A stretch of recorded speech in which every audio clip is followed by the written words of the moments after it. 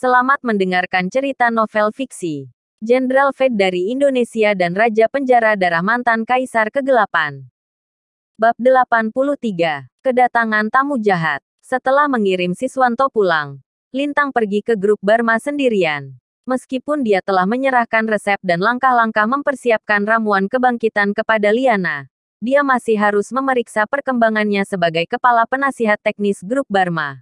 Tapi dia merasakan ada sesuatu yang salah saat dia sampai di gedung itu. Banyak penjaga keamanan bergegas menuju lift dengan ekspresi panik dan cemas.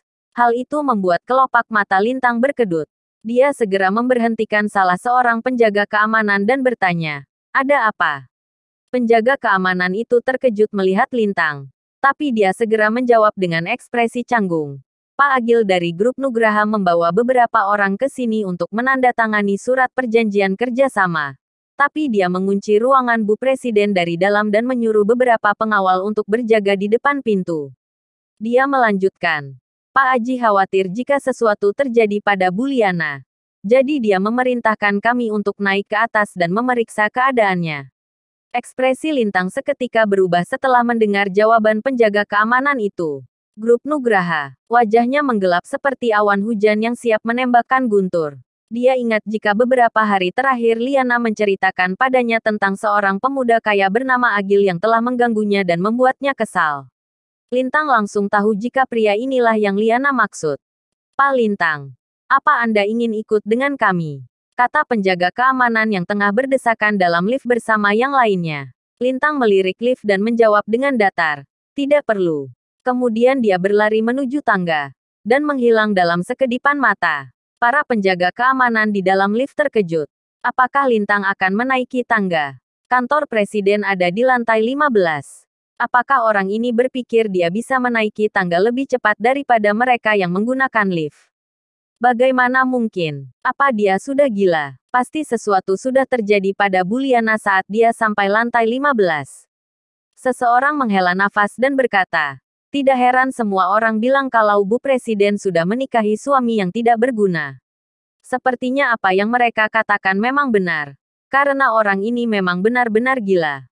Seketika situasi menjadi hening. Saat itu semua penjaga keamanan berpikir kalau Lintang adalah orang yang bodoh dan mereka merasa kasihan pada Liana karena memiliki suami sepertinya.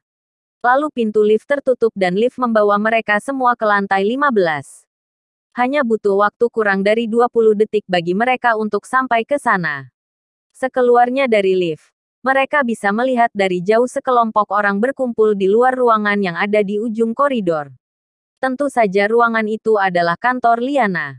Mereka tidak percaya saat melihat seseorang berlari secepat kilat melewati mereka menuju kerumunan itu. Mereka tahu siapa orang itu hanya dengan melihat punggungnya. Lintang. Tidak mungkin. Itu Lintang. Apa dia benar-benar menaiki tangga untuk sampai ke sini? Sial. Apa aku tidak salah lihat? Bagaimana bisa dia menaiki tangga lebih cepat dari kita yang naik lift? Tidak mungkin. Aku pasti sedang berhalusinasi. Tidak ada yang punya jawaban untuk itu. Para penjaga keamanan saling bertukar pandang. Mereka semua seperti baru saja melihat hantu. Terutama saat mereka melihat pintu tangga darurat masih berayun membuka dan menutup. Jelas sekali bahwa pintu itu baru saja didorong terbuka secara kasar. Mereka tidak punya pilihan selain menerima kenyataan. Meskipun sulit untuk mereka percaya. Lintang menaiki tangga lebih cepat daripada mereka naik lift. Mereka tercengang. Lintang hanya membutuhkan waktu kurang dari 20 detik untuk sampai ke lantai 15 dan itu membuat bulu kuduk mereka berdiri. Lintang tidak peduli dengan keheranan para penjaga keamanan. Dia bergegas menuju kantor Liana dengan tatapan sedingin mata iblis.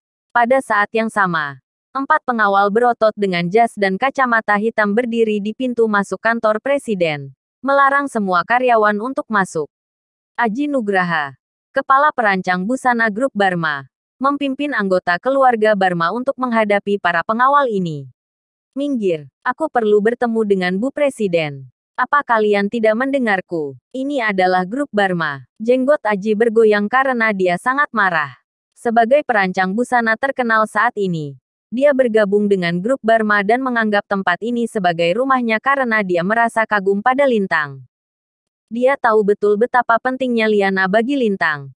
Jadi dia tidak berani membayangkan apa yang akan pria itu lakukan jika sesuatu terjadi pada istrinya.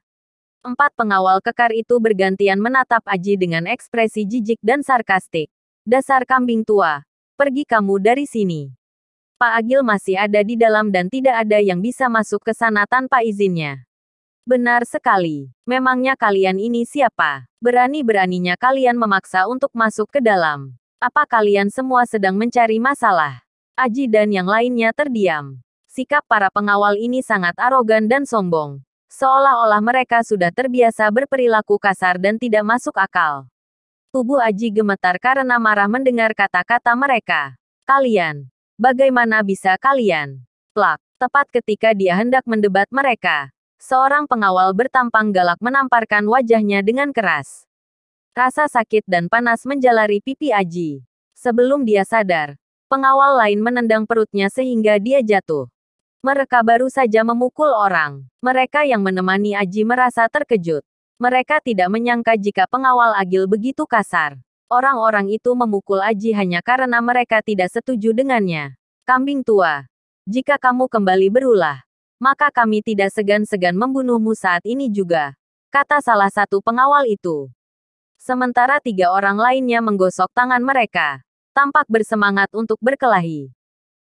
Sepertinya mereka akan memukul siapapun yang berani berbicara padanya tanpa belas kasihan. Tidak peduli apakah itu Aji atau yang lainnya. Aku akan melawanmu sampai mati, kata Aji dengan perasaan campur aduk. Dia tidak pernah membayangkan jika dia akan menerima penghinaan seperti ini di usianya yang tak lagi muda. Dia memaksakan tubuhnya yang renta untuk menyerang keempat pengawal itu dengan sekuat tenaga. Dia harus masuk ke kantor untuk menyelamatkan Liana. Entah bagaimanapun caranya. Kamu hanya akan membuat dirimu sendiri terbunuh. Hal itu membuat para pengawal itu marah. Mereka tidak menyangka jika lelaki tua ini begitu keras kepala. Dalam sekejap, masing-masing dari mereka mengangkat tangan kekarnya untuk meninju kepala Aji. Tinju mereka sangat berat layaknya palu besi, sehingga siapapun bisa mendengar suara deru angin saat tangan mereka terayun. Jika pukulan itu mengenai Aji, meskipun dia tidak mati karena benturan, dia akan menderita gegar otak atau sesuatu yang lebih buruk daripada itu. Pak Aji, anggota keluarga grup Barma lainnya terkejut. Mereka ingin menghentikan Aji, tapi semuanya sudah terlambat.